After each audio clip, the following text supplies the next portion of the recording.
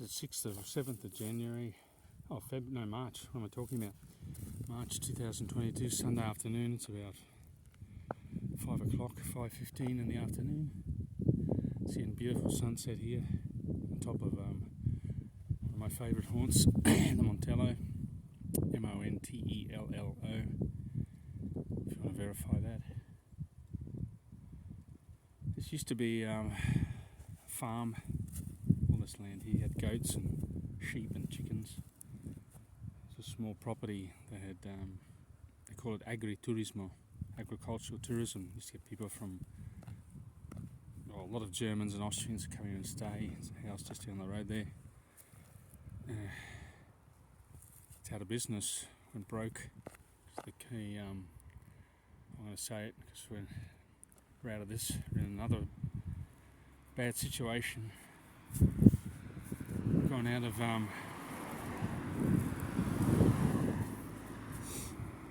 out of the COVID situation. Now we're in the war. Just go down a bit here. Just get away from cars staring at you. You're on the phone. I mean, the petrol now here, unleaded petrol, is more than €2 a litre. People driving around everywhere. It's like, must be millionaires. I'm using my bike where I can, limiting the use of my car. One, because it's polluted, and two, because it just costs a fortune to drive. €50. I remember in 2019, gave me a full tank of petrol. Now just over half. So I reckon they say, inflation's 7% officially if they use their silly government statistics. Some say 18. I reckon it's 25%. It just goes up every day. Last Saturday it was 171. 180. Now it's €2. I have a diesel engine, so it was 171 Saturday. Well, end of this week it's 190. Percentage increase, what's that? I know. I think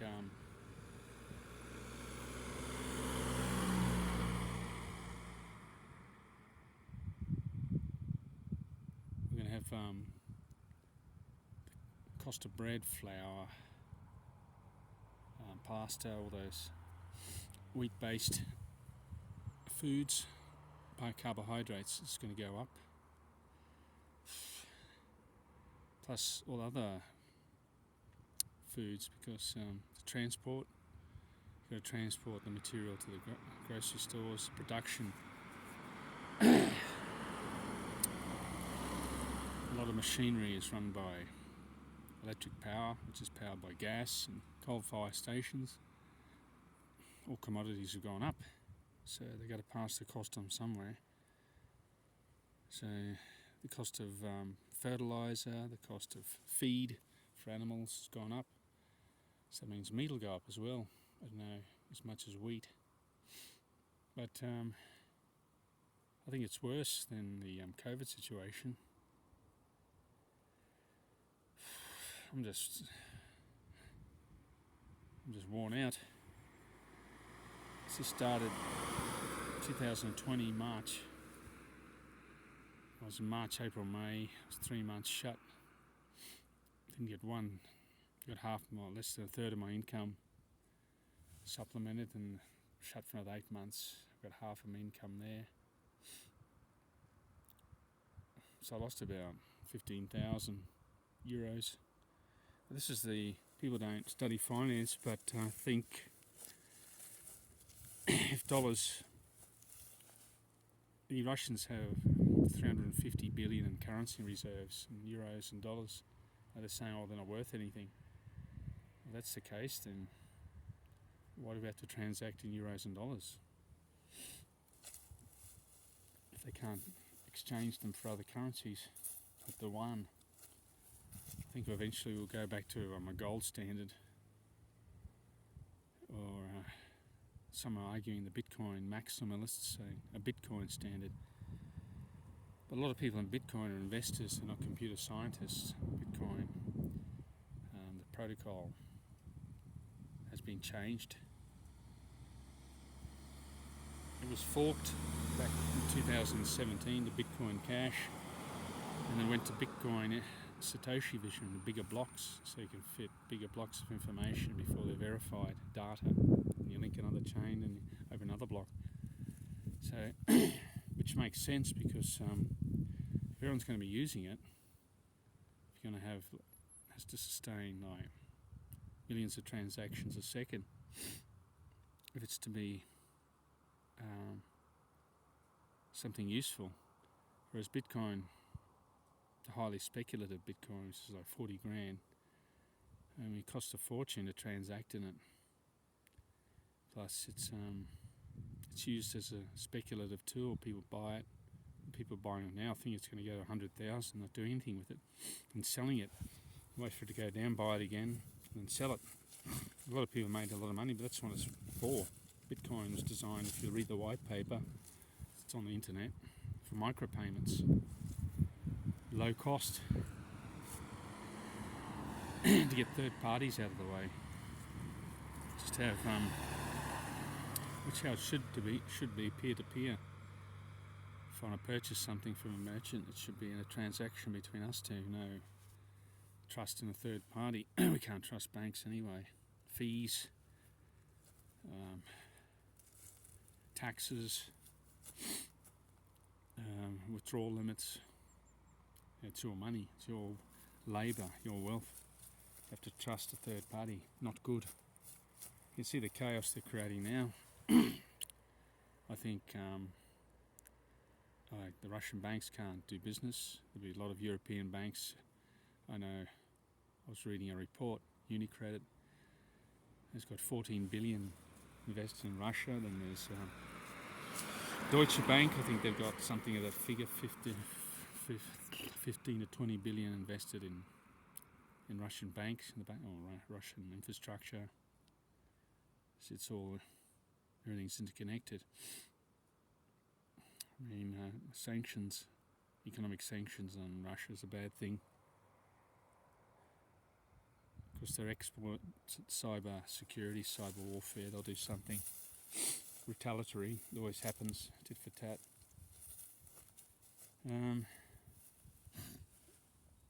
People jumping to conclusions without studying the antecedents leading up to what's happened in Ukraine. I mean, there's been a war going on there for 7 years when no one was interested in it, killing.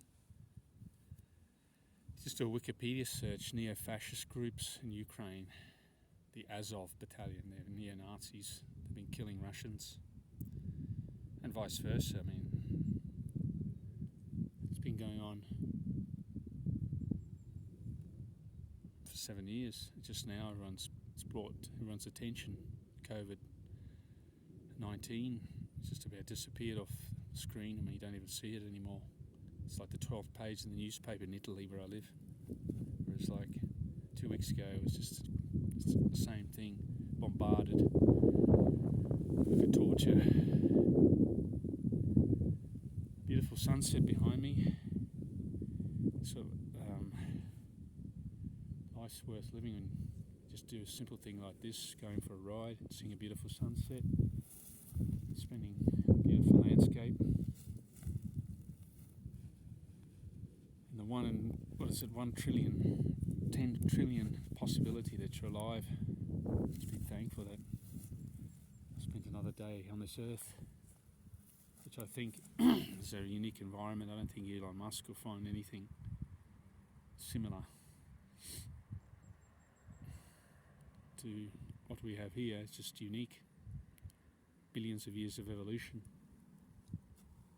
And he might be able with his technology recreate the same habitats on Mars, but you saw the drone pictures, it doesn't look too appealing.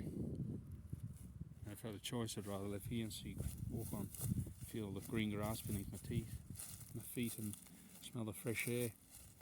It's a beautiful sunset. And you see that so many times in your life. I think he'd appreciate seeing one. People getting, he wouldn't have like 5 minutes to scratch himself. That's I think some of the regrets rich people have. They have so many commitments. I mean, Jim Ricketts put a puts good comments on Twitter. He's the economist. Jim Ricketts used to work for the CIA, I think, and he was a banker, hedge fund manager. He's a devout Catholic and say, "Oh, you come from ashes and you return to ashes." That's true. Shakespeare said it. And what's a man who struts and frets his hour upon the stage, and then is heard no more? It's a tale told by an idiot, full of sound and fury, signifying nothing.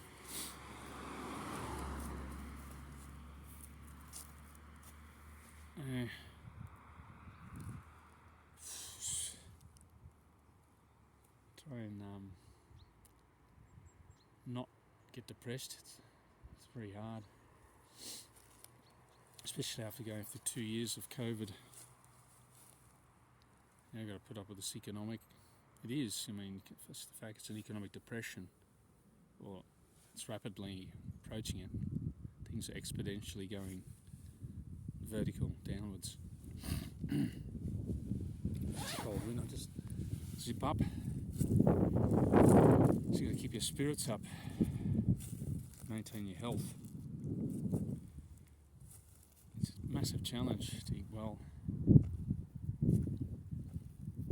I've gotten into some bad habits there. Got to go back into good eating. I was eating too many dairy products, and it's agitated my stomach.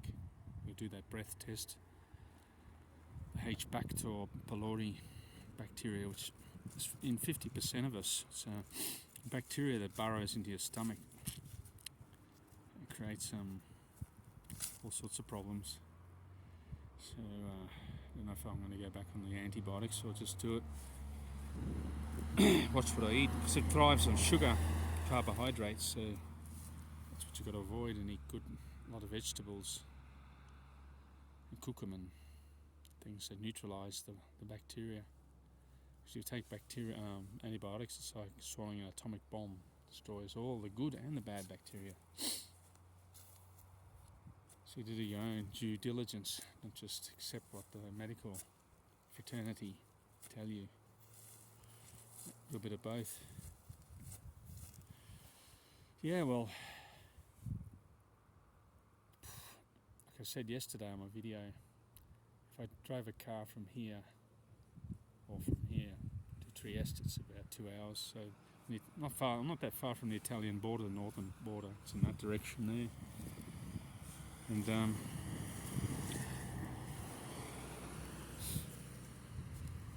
if I got to the Italian border from here, it's about a 2-hour drive, and then from there, if I drove 9 hours, which isn't that long, non-stop, I'd traverse Austria and the Czech Republic, and I'd be in Ukraine. So I'm not that far away. It's not like and Italy's part of NATO. We're heavily dependent on natural resources here. Gas. We just don't produce any. Petroleum. I think we produce a bit off Sicily. Oh, I have to look that up on Google. Wheat, not that much. Production, like we get it from Ukraine and Russia. It's a massive plains they grow their crop on. Plus the fact Russians are big purchasers of Italian product. They buy clothing, they buy food, wine, Prosecco. A lot of this Prosecco production goes to Russia. Excuse me.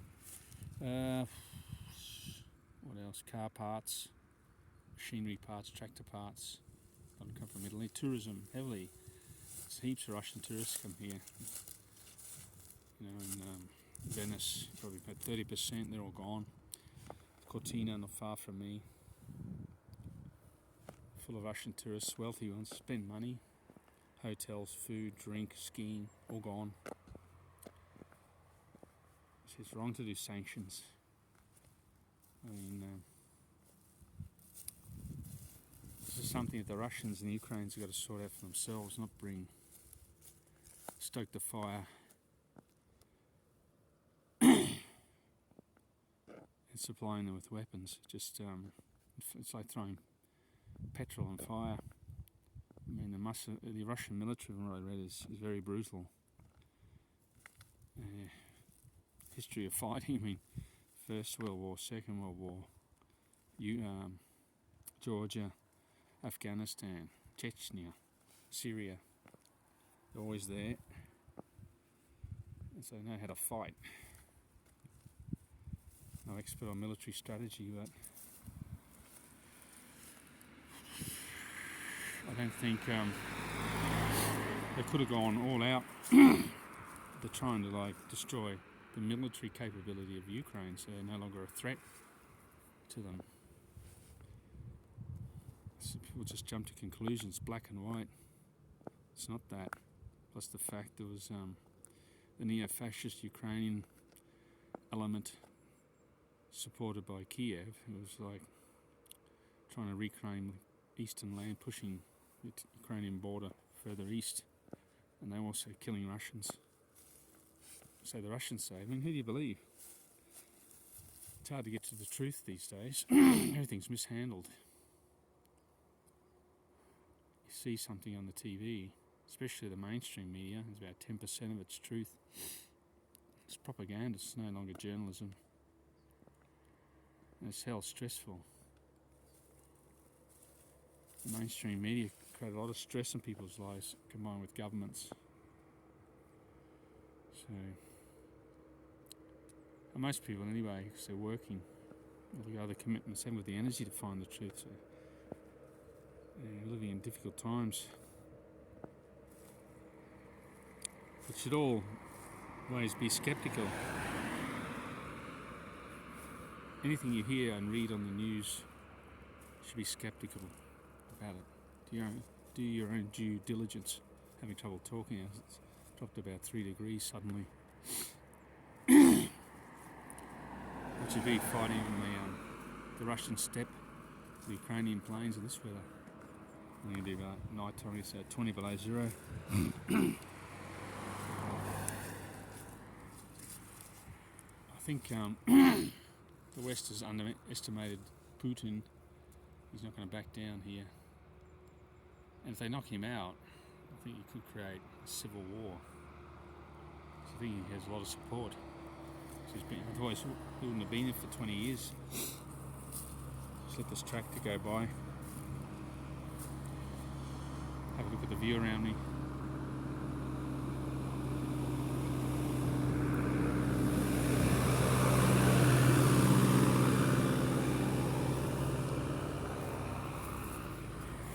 Well, I'm going to head off. There's been a lot of cars on the road today. I just can't fathom it. I mean, it doesn't seem to bother people paying €2, €2 for a litre of petrol. Must be these middle-aged pensioners who've got a good pension payout, but they've got to get out of the euro. It's going down. It's losing value. It's lost about 18% of its value this year, and it's going to lose more. Gotta go. See you next time.